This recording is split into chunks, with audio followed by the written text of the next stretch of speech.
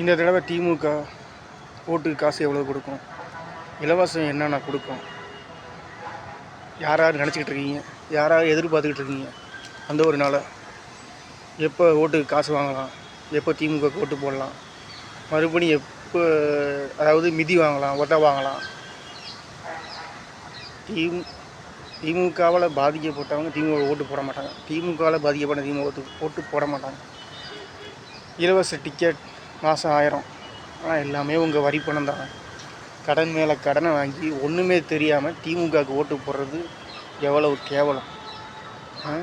அரசியல்னால் என்ன, அங்கே தமிழ்நாடு அரசுனால் என்ன, மத்திய அரசுனா என்ன, அங்கே என்ன நடக்குது ஏது நடக்குதுன்னு எதுவுமே தெரியாமல் ஓட்டு போட்டுறது, ஓட்டுக்கு காசை வாங்கிட்டு இலவசத்துக்காக. கடைசியில் உங்களால் பாதிக்கப்படுறது அப்பாவி மக்கள். உங்களால் பாதிக்கப்படுறது யார்? நல்ல மக்களும் நல்ல மனுஷியும்.